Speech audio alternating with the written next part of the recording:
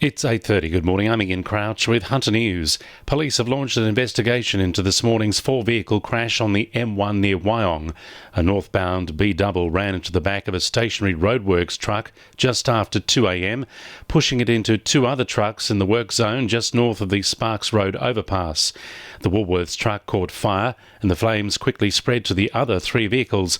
The driver suffered a shoulder injury and will undergo mandatory testing, while four other men were also taken to hospital as a precaution and treated for shock.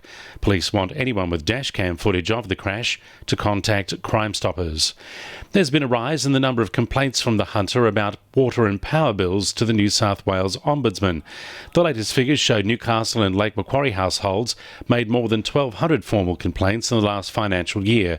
That's a 5% increase on the previous year, with the main issues concerning high bills, overcharging and errors and problems in opening and closing accounts.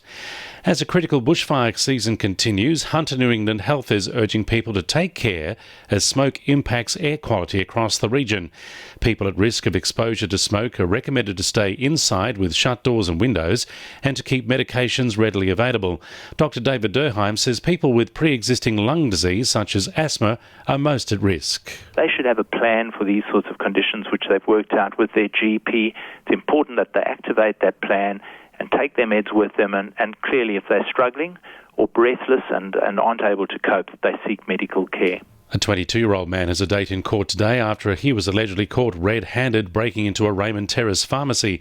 Patrons of a hotel on Benjamin Lee Drive noticed the man kicking in the front window of the Chincotta chemist just after 8:30 last night and called police. Officers arrived a short time later and arrested the man. They also recovered tranquilizer drugs allegedly stolen from the store. Number 3 Squadron at the Williamtown RAF base is gearing up for the Edinburgh Air Show in Adelaide next month. They'll be undertaking manoeuvres with the new F-35 Joint Strike Fighter from 10 this morning over Tea Gardens. The 40-minute display will see the aircraft reach speeds of 1,000 kilometres per hour, flying as low as 60 metres from the ground. Shorter 10-minute displays will be carried out over Tea Gardens and Williamtown on Friday. 2NURFM Sport. The NRL has released its new playing schedule for next season, and the Newcastle Knights are more than pleased with the outcome. The family-friendly timetable is set for the Knights to play majority of their home games on a Sunday. They kick off the season against the Warriors on Saturday, March 14 at McDonald Jones Stadium. They will also face just one 5-day turnaround between matches and will meet grand finalists Sydney Roosters and Canberra Raiders just once in the season.